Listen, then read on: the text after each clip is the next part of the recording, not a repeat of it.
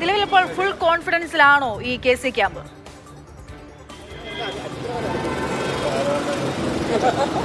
ഉറപ്പായും KC camp കോൺഫിഡൻസിലാണ് എന്ന് പറയേണ്ടി വരും. അതിന് പ്രധാന കാരണങ്ങളുണ്ട്.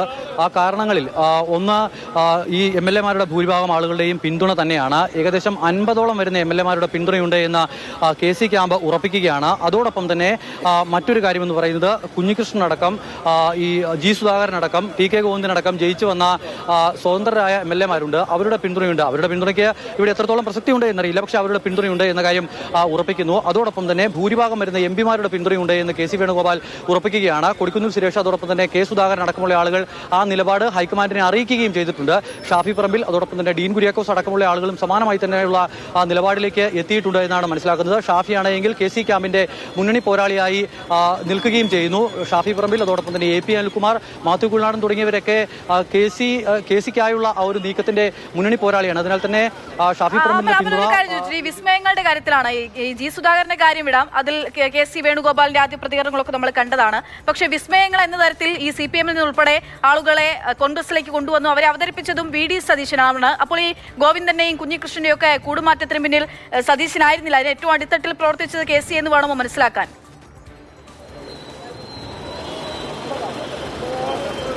അവരുടെ പിന്തുണയുണ്ട് എന്നുള്ള കാര്യം KC വേണുഗോപാൽ ഉറപ്പിക്കുകയാണ്. KC വേണുഗോപാൽ വിളിച്ച് സംസാരിച്ച കാര്യവും മറ്റുമൊക്കെ TK ഗോവിന്ദൻ പറയുകയും ചെയ്തിരുന്നു.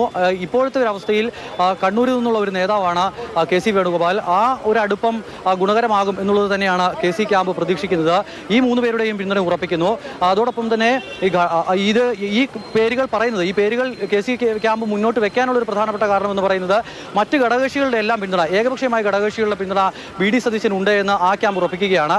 പ്രത്യേകിച്ച് ലീഗിന്റെ പിന്തുണ, അതോടൊപ്പം തന്നെ കേരള കോൺഗ്രസിന്റെ പിന്തുണ, RSPയുടെ പിന്തുണ, ഒറ്റയ്ക്കൊറ്റയ്ക്കായി ജയിച്ചു വന്നിട്ടുള്ള ആളുകളുടെ പിന്തുണ, മാണി സി കാപ്പനാണെങ്കിലും അതോടൊപ്പം തന്നെ CP ജോൺ ആണെങ്കിലും ഈ ആളുകളുടെ എല്ലാം പിന്തുണയുണ്ട് എന്ന് VD സതീശൻ ഉറപ്പിക്കുന്നുണ്ട്. അപ്പോൾ അതിന് ബദലായാണ് മറ്റേ ഈ സ്വതന്ത്രരായി ജയിച്ചു വന്ന മറ്റ് ചില പേരുകൾ മുന്നോട്ട് വെച്ചുകൊണ്ട് അതിനെ പ്രതിരോധിക്കുന്നത് KC ക്യാമ്പ്. എന്തായാലും പേരുകൾ സജീവമായി തന്നെ ചർച്ച ചെയ്യപ്പെടുന്നു. ഫോർമുലകളൊന്നും അംഗീകരിക്കില്ല എന്ന് VD സതീശൻ വ്യക്തമാക്കി കഴിഞ്ഞു. മുഖ്യമന്ത്രി അല്ല എങ്കിൽ ക്യാബിനറ്റിലേക്കില്ല എന്നുള്ള നിലപാടും പറഞ്ഞു കഴിഞ്ഞു. ഇപ്പോൾ MLA-മാരുടെ അഭിപ്രായം തേടുകയാണ്. ചാണ്ടി മാത്രമാണ് അഭിപ്രായം പറഞ്ഞപ്പോൾ പുറത്തേക്ക് പോയിട്ടുള്ളത്. മറ്റു ചില തിരക്കുകൾ ഉള്ളതിനാൽ തന്നെ ആദ്യം വിളിക്കണമെന്ന് ആവശ്യപ്പെട്ടു. അതിനാൽ തന്നെ ആദ്യം വിളിച്ചു. താൻ കണ്ടവിടെ നിന്നും തനിക്ക് ഇറങ്ങാനുള്ള ഒരു അവസരം ലഭിച്ചു. അങ്ങനെ അഭിപ്രായം പറഞ്ഞു മടങ്ങുകയാണ് എന്നുള്ളതാണ് ചാണ്ടി ഇപ്പോൾ വ്യക്തമാക്കുന്നത്.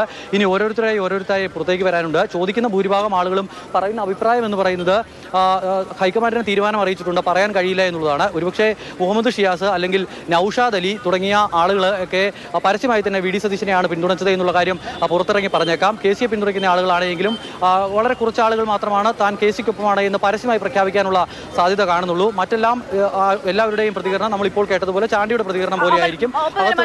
ആദ്യഘട്ടത്തിൽ 3 പേരുകൾ എന്ന തരത്തിലുണ്ടായിരുന്നു. VD Satheesan, Ramesh Chennithala, KC Venugopal. അതിൽ രമേശ് ചെന്നിത്തല എന്നുള്ള പേര് ഇപ്പോൾ പൂർണ്ണമായി ഇല്ലാണ്ടായി. VD KC എന്നുള്ള തലത്തിലേക്ക് മാത്രം എത്തിക്കഴിഞ്ഞു. ഒപ്പം തന്നെ നേരത്തെ അമൽ പറഞ്ഞ പോലെ ഒരു സെറ്റിൽമെന്റ് ആണെങ്കിൽ അതിന് താൻ ഇല്ല എന്ന് VD സതീശൻ വ്യക്തമാക്കിയിട്ടുണ്ട്. ചെന്നിത്തലയുടെ ക്യാമ്പിൽ നിന്ന് അതിലുള്ള പ്രതികരണം എങ്ങനെയാണ്?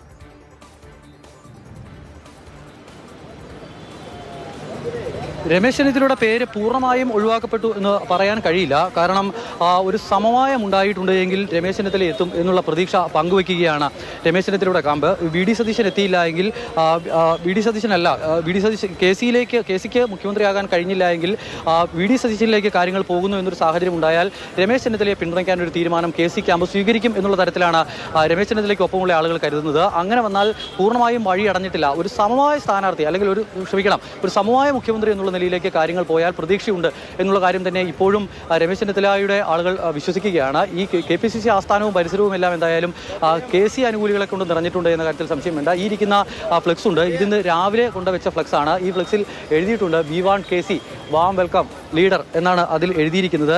നൌഷാദ് ഖാൻ എന്ന് പറയുന്ന കായംകുളത്തെ പഴയ മണ്ഡലം പ്രസിഡന്റാണ് ഈ ഫ്ലെക്സ് വെച്ചിരിക്കുന്നത്. അതിൽ താഴെ ചിത്രമടക്കം നൽകുകയും ചെയ്തിട്ടുണ്ട്. അതോടൊപ്പം തന്നെ ഏറ്റവും ആദ്യം വെച്ചിരുന്ന നമുക്ക് KPCC ആസ്ഥാനത്തിന് നേരെ നോക്കിയാൽ കാണാൻ കഴിയുന്ന ഒരു ഫ്ലെക്സ് ഉണ്ട്. അതിൽ ഒരു കാറോടെ കിടക്കുന്നതിനാൽ ചിത്രം കാണാൻ കഴിയില്ല.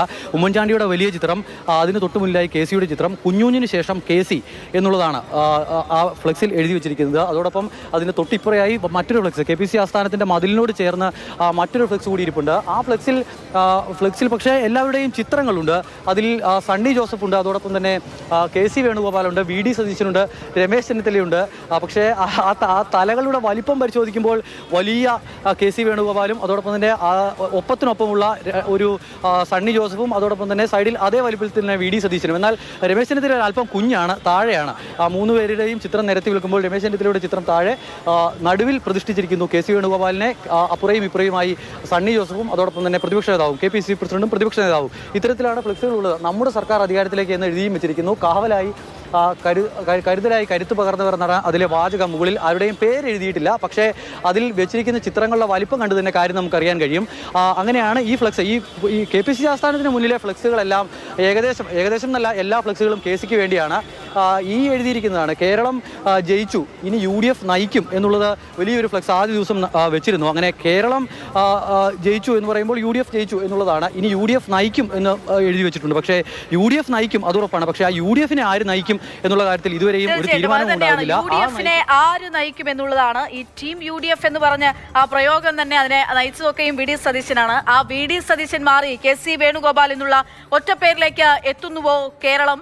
UDF എന്നുള്ളത് തന്നെയാണ്, കോൺഗ്രസ് എന്നുള്ളത് തന്നെയാണ് ഇപ്പോൾ ഏറ്റവും പ്രധാനപ്പെട്ട ചോദ്യം എന്ന് പറയുന്നത്. അതിന്റെ ആകാംക്ഷ എന്ന് പറയുന്നത്